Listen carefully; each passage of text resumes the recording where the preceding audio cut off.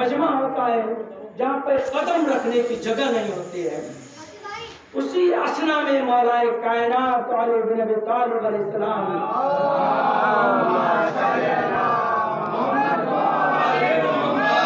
مسجد کوفہ میں داخل ہوتے ہیں، اور چون داخل ہوتے ہیں مجمع کائے کی طرف بڑھتا ہے اور منبر پہ تشریف لے جاتے ہیں، اور جو ہی منبر پہ تشریف لے جاتے ہیں مجمع پہ ایک سناٹا کا چھا جاتا ہے، اور اس کے بعد خود عرض کرتے ہیں میں عالم اورا خود میں حجت بالغہ اور عطیہ اور اباقیہ یہ سب الفاظ ہیں جو خود آپ اپنی تعریف کے سلسلے میں عرض کرتے ہیں، اس لیے کہ جب کوئی دوسرا تعریف نہیں کرتا ہے تو انسان کبھی کبھی مجبور ہوتا ہے کہ خود انسان اپنی تعریف بیان کرے، اس لیے کہ ضرورت پڑتی ہے کہ انسان خود اپنے بارے میں حقائق کو بیان کرے۔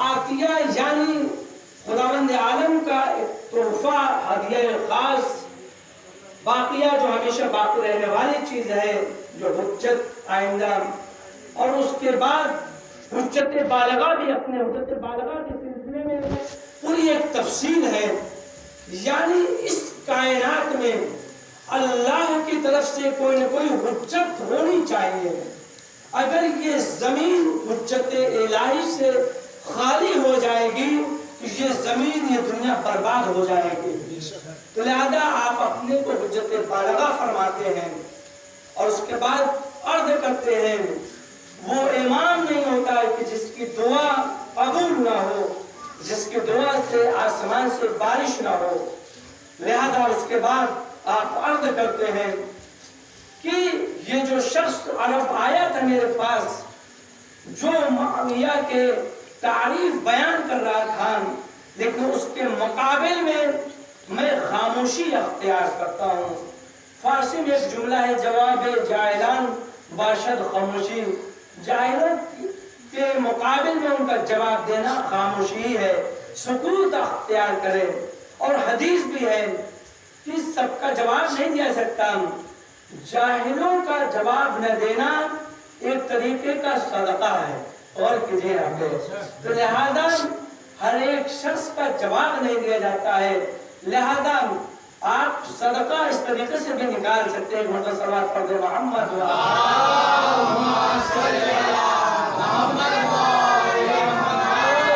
بہرحال اس کے بعد مولا کائنات علی بن ابی طالب علیہ السلام وہاں پر خداوند عالم کی حمد و ثنا فرماتے ہیں، تعریف کرتے ہیں، اور آسمان کی طرف اپنا ہاتھ بلند کرتے ہیں اور بادل کو حکم دیتے ہیں کہ میرے پاس آ جا، اور بادل آپ کے حکم سے آتا ہے اور آپ جناب عمار یاسر کے ساتھ اس پر سوار ہوتے ہیں۔ غور کیجیے یہ فضائل مولا کائنات ہیں جو آپ کے سامنے عرض کر رہا ہوں، اس لیے کہ بہت سی عقلیں فضائل مولا کائنات کو قبول نہیں کر سکتی ہیں، لہذا وہاں پر مولا کائنات علی بن ابی طالب آسمان کی طرف اپنے ہاتھ کو دراز کرتے ہیں، آسمان سے بادل جو ہے وہ حکم دیتے ہیں، بادل آتا ہے، بادل پر سوار ہوتے ہیں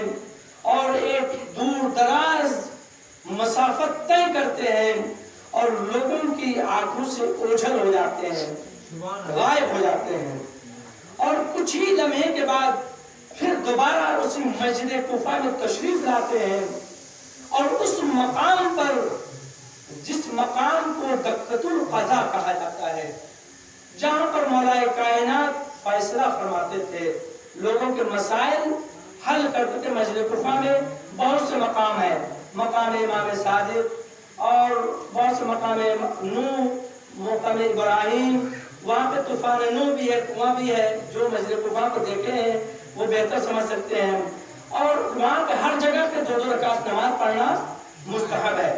وہاں پر ایک مقام دقۃ القضا بھی ہے، وہاں پہ آپ تشریف فرماتے ہیں، اور وہاں پہ مجمع آپ دونوں کو دیکھتا ہے، مولا کائنات علی بن ابی طالب علیہ السلام کے سامنے عمار یاسر ہے، اور جناب عمار یاسر وہاں پہ عرض کرتے ہیں کہ صلوات محمد اللہم صلی علی محمد وآل محمد. جناب عمار یاسر عرض کرتے ہیں کہ ہم لوگ بادل پہ جب سوار ہوئے اور وہاں سے ایک دور دراز مسافت طے کر کے پہنچے اور مولا کائنات نے وہاں پہ انہی کی زبان میں تقریر کی اور اس کے بعد وہاں سے لوٹ آئے.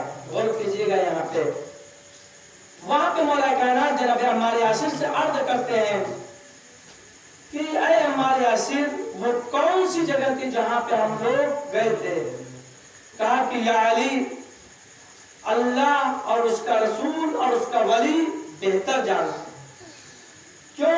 اس لیے کہ رسول کائنات کا رسول ہوتا ہے اور علی بھی کائنات کا جو رسول کا جانشین ہے تو وہ بھی کائنات کا امام ہوتا ہے، لہذا وہی بہتر جانتے ہیں. تو آپ عرض کرتے ہیں کہ وہ چین تھا جہاں ہم لوگ گئے تھے، چین کا 7واں جزیرہ تھا اور وہاں پہ مولا کائنات چین کی زبان میں تقریر کر کے وہاں سے واپس لوٹے اور اس گفتگو کو لوگوں کے درمیان بیان کیا. لوگ جب یہ سمجھے کہ مولا کائنات اس طریقے سے یہاں سے اتنی لمبی مسافت طے کر کے وہاں گئے تو عرض کرنے لگے، اعتراضات شروع ہو گئے. کہا کہ جب آپ کے پاس اتنی بڑی طاقت موجود ہے، اتنی قدرت موجود ہے تو حاکم شام سے مقابلہ کرنے کے لیے فوجیں کیوں جمع کرتے ہیں؟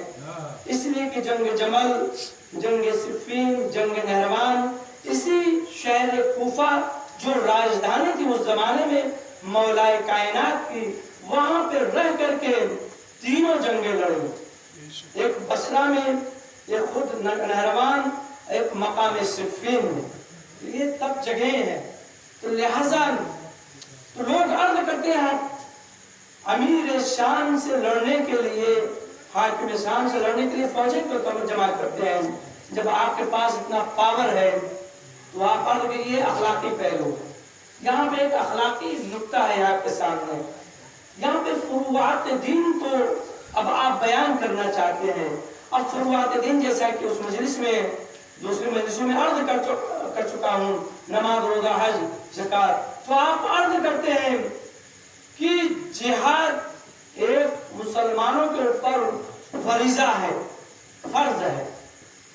لہذا جہاد ایک فرض ہے مسلمانوں کے اوپر. اس طریقے سے مسلمانوں کا ایک امتحان ہو جائے گا کہ اسلام کے مقابلے میں لڑنے کے لیے آیا مسلمان آمادہ ہے کہ نہیں ہے. غور کیجئے.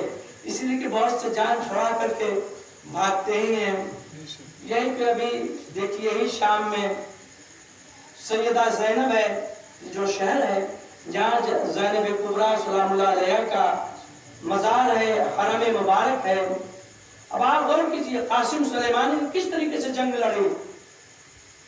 کئی سالوں تک وہاں کے مختلف ممالک، گرچہ ہمارا ملک اس درجہ شہادت سے محروم رہا، وہاں پہ مختلف ممالک کے لوگ روزانہ شہید ہو رہے تھے اسی سے دمشق میں اور شام میں. اب آپ غور کیجئے خود مشہد مقدس میں 5 سال پہلے جب میں موجود تھا، مشہد مقدس امام رضا علیہ السلام کے حرم میں 2 جوانوں کہ جو شہید تھے، ان کے ماں باپ ابھی باحیات تھے، ان کی نماز جنازہ کی پڑھنے کی جو ہے توفیق خود بندے کو بھی ہوئی. اور آپ غور کیجئے روزانہ شہادت کے درجے پر فائد ہو رہے تھے. آج یہ جناب زینب سلام اللہ علیہ کا روزہ ایسے ہی محفوظ نہیں ہے. لیکن یہاں پر بات آگے اس لیے بیان کر دوں، خود قاسم سلیمانی کا بیان ہے کہ جنگ لڑتے لڑتے کئی سال جب گزر جاتے ہیں، وہاں پہ داعش کا حملہ ہوتا ہے، صرف 9-10 افراد بچتے ہیں. غور کیجئے یہاں پہ 9-10 افراد بچتے ہیں. وہاں پہ قاسم سلیمانی، ظاہر سی بات ہے ہر شخص اضطراب اور بے چینی کے عالم میں ہو جائے گا کہ اب اس وقت کیا کیا جائے. تو لہذا قاسم سلیمانی وہاں سے اپنے دوستوں سے عرض کرتے ہیں کہ میں کربلا کی طرف جاتا ہوں، وہاں پہ آپ جاتے ہیں، روضہ مولا کے نواسے ہیں، جعفر طیار کے پوتے ہیں اور امام حسین علیہ السلام کے دونوں بھانجے ہیں۔ جب فوج اشقیاء سے مقابلہ کرنے کا وقت آتا ہے تو جناب زینب کبریٰ بہت چاہتے ہیں کہ میرے دونوں بچے اپنے ماں باپ پہ فدا ہو جائیں۔ آخر کار بڑی مشکل سے امام عالی مقام اپنے دونوں بھانجوں کو کارزار میں جانے کی اجازت دیتے ہیں۔ جب کارزار کی اجازت ملتی ہے تو آپ کا دل باغ باغ ہو جاتا ہے۔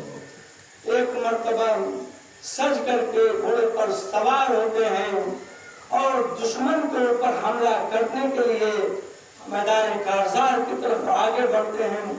فوج اشقیاء کی طرف حملہ کرتے کرتے یہاں تک کہ نہر فرات تک پہنچ جاتے ہیں، اور جب نہر فرات تک پہنچتے ہیں تو نہر فرات کی ٹھنڈک، پانیوں کی ٹھنڈک آپ تک پہنچتی ہے، لیکن جب دیکھتے ہیں کہ نہر فرات کے پانی ٹھاٹے مار رہا ہے تو آپ کے بدن میں سنسنی سی چھا گئی۔